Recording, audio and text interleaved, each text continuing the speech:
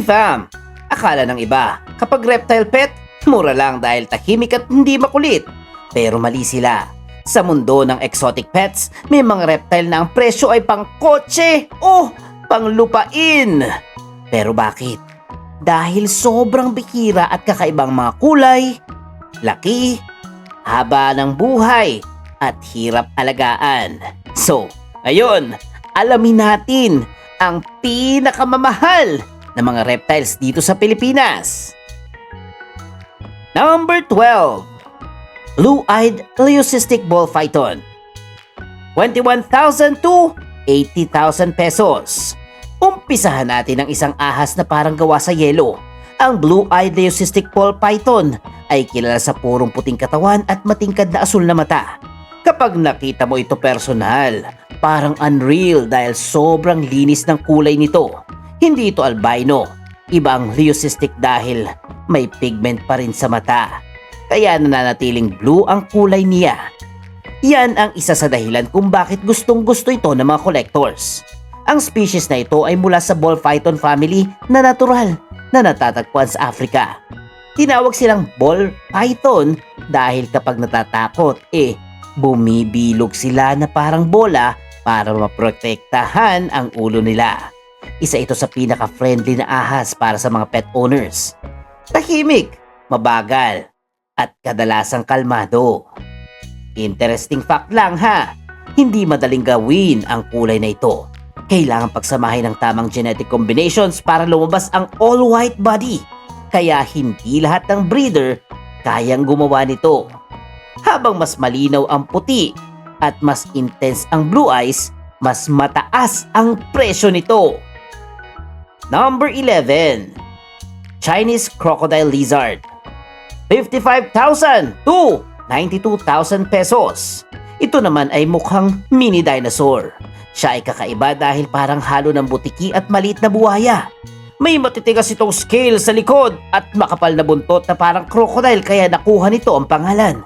Matatagpuan ito sa Southern China at Vietnam. Gustong-gusto nila ang malamig na bansang lugar kaya madalas nasa gilid ng sapa or ilog. Hindi sila masyadong mabilis kumilos ha. Sa katunayan, kilala sila sa pagiging sobrang still na parang statwa. Kaya, minsan, tinatawag silang lazy lizard. Isa sa pinaka-interesting fact tungkol dito ay ang live birth nila.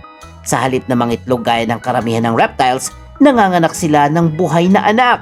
Bihira yan sa lizard world, Dahil endangered din sila sa wild, limited ang legal captive bred supply nila. Kaya tumataas ng todo ang presyo taon-taon. Number 10. Black Dragon Water Monitor. 92,000 pataas. Kung gusto mo ng reptile na parang boss level pet, ito yun. Ang Black Dragon Water Monitor ay ang all-black version ng Asian Water Monitor. Sobrang astig ng itsura nito dahil mula ulo hanggang buntot dark black ang katawan kaya parang tunay na dragon. Napakatalino ng species na ito. Kaya makilala ang routine ng amo at may ilan pang natutunan pang sumunod sa feeding schedule. Sa ibang bansa, may owners na pinapalakad pa ito sa backyard gaya ng aso. Pero hindi biro alagaan ha. Maaari silang humaba ng 6 feet. Mahilig silang lumangoy, umakyat at maghukay. Kaya kailangan ng napakalaking enclosure. Isang interesting fact, malakas silang observer. Bago kumilos, madalas titingnan muna nila ang paligid na parang nag-aalinasa. Dahil bihira ang melanistic black version nito, sobrang taas ng demand sa reptile community. Number 9. Emerald Tree Boa. 110,000 pesos. Ito ang isa sa pinakamagandang ahas sa buong mundo. Ang Emerald Tree Boa ay kulay matingkad na berde na may puting zigzag pattern sa likod. Para itong buhay na alahas kapag nakapulupot sa sanga. Native ito sa South America lalo na sa Amazon rainforest. Kadalasan, nasa puno lang sila buong buhay. Kaya evolve ang katawan nila para sa climbing. Mahaba ang buntot at sobrang lakas ng kapit. Interesting fact lang, Meron silang heat sensing pits sa mukha para madetect ang init ng katawan ng prey kahit madilim. Ibig sabihin, kaya nilang manghuli sa gabi ng halos hindi gumagamit ng paningin. May isa pang kakaibang katangian nito. Kapag baby pa sila, kadalasang pula o orange muna ang kulay bago maging berde habang lumalaki. Kaya 2 beses kang mamamangha sa itsura nila habang tumatanda.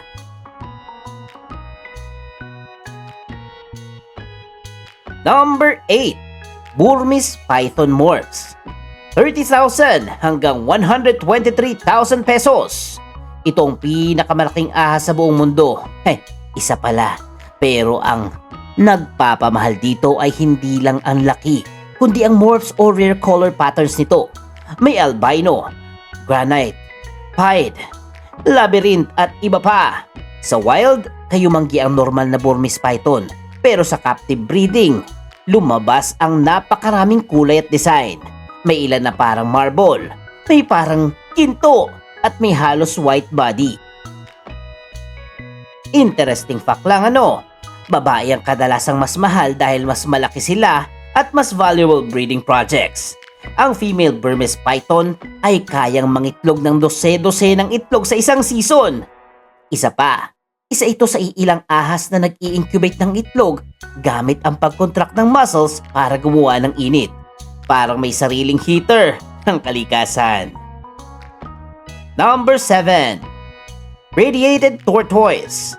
104,000 hanggang 154,000 pesos. Ito marahil ang pinaka-artistic na pagon sa buong mundo. Ang radiated tortoise ay may shell na parang araw na sumasabog ang rays. Bawat plate ng shell ay may yellow lines na napakagandang tingnan. Galing ito sa Madagascar. Dahil sa kagandahan ng shell, naging target ito ng illegal pet trade sa loob ng maraming taon. Kaya sobrang higpit ng permits ngayon. Interesting fact lamang, maaring mabuhay ang species na ito ng mahigit 100 years. Possible na maipamana mo pang apo mo sa alaga mong tortoise. Baliktad ata Hindi rin ito mahilig sa gulo. Mabagal, tahimik at kalmado lamang. Pero huwag ka magpapaloko.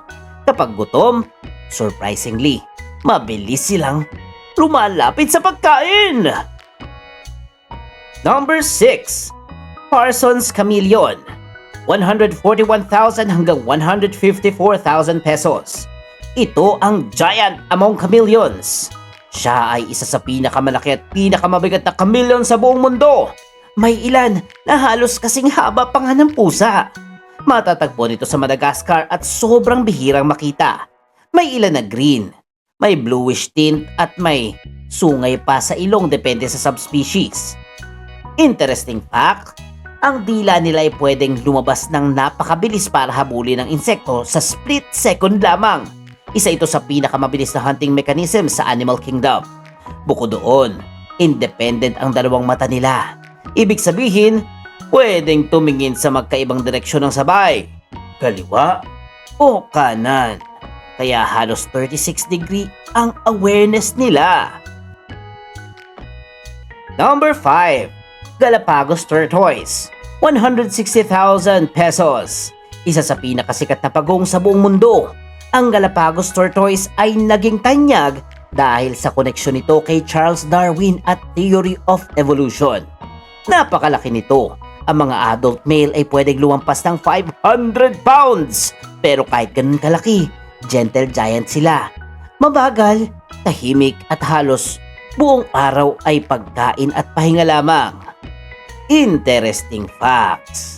Kaya nilang mabuhay ng higit 100 years at may records na umaabot pa sa 170 years old. Mas matanda pa kaysa sa ilang bansa, Kaya rin nilang mabuhay ng matagal na kaunti lang ang pagkain at tubig dahil sobrang efficient ng katawan nila. Number 4. Indian Star Tortoise. 49,000 hanggang 289,000 pesos. Maliit kumpara sa giant tortoises, pero sobrang taas ng presyo ng premium bloodlines. Ang Indian Star Tortoise ay kilala sa shell pattern na parang hand-drawn design. Galing ito sa India, Pakistan at Sri Lanka. Isa ito sa pinaka-photogenic na tortoise species kaya paborito sa social media reptile pages. Interesting fact, ang shell pattern nito ay hindi lang pampaganda. Tinutulungan itong mag-blend sa tuyong damuhan at liwanag ng araw sa natural habitat. May colors na mas gusto ang perfect symmetry ng shell markings. Kapag mas perfect ang pattern, mas tumataas ang value. Number 3. Aldabra Giant Tortoise. 154,000 pesos hanggang 301,000 pesos. Ito ang second largest tortoise sa mundo.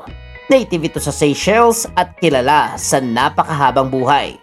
May mga Aldabra na lumagpas 100 years old din at may ilan pang pinaniniwala ang mas matanda. Kapag bumili ka nito, para kang bumili ng lifetime companion talaga. Interesting facts lang ha. Kayang tumimbang ito ng higit 250 kilos. Mga lalaki yan. Pero despite size, herbivore lang sila at paborito ang damo at dahon. Napaka-resilient din nila. Kaya kaya nilang mabuhay sa mainit at medyo tuyong kapaligiran basta tama ang care. Number 2. Crocodile Monitor. 462,000 pesos. Kung gusto mo ng reptile na parang prehistoric monster, ito na yun. Ang Crocodile Monitor ay isa sa pinakamahabang lizard sa buong mundo. Umaabot ng higit 8 feet ang haba nila. Super haba nun, ano? Native ito sa New Guinea. Mahaba ang buntot, matalas ang kuko at mabilis umakyat sa puno. Kaya nilang gumalaw ng mas mabilis kesa iniisip ng karamihan.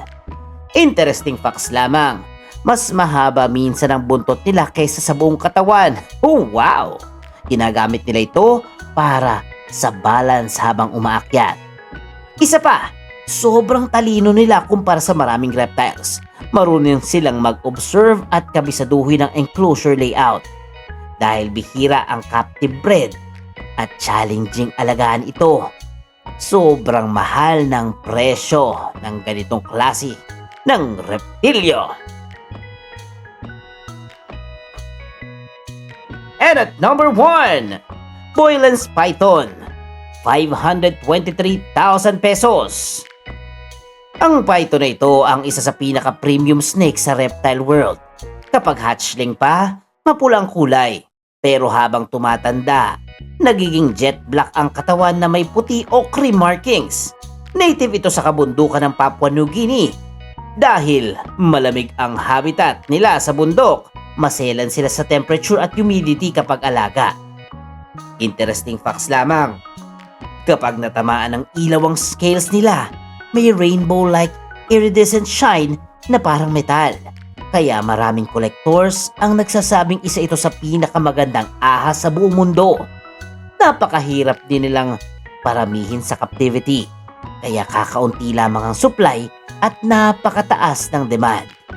Yan ang dahilan kung bakit lampas kalahating milyon ang halaga nila. So D-Fam, mula sa pagong na umaabot ng 1 siglo ang buhay hanggang sa ahas na kalahating milyon ang presyo, malinaw na ang reptile world ay puno ng hiwaga, ganda at halaga.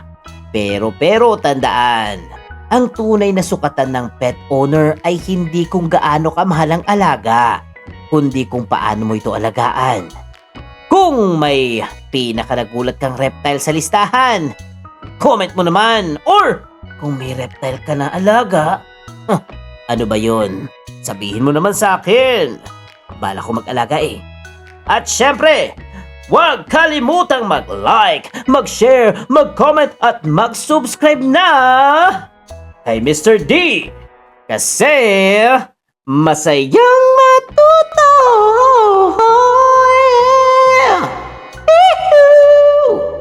Sheesh. The end.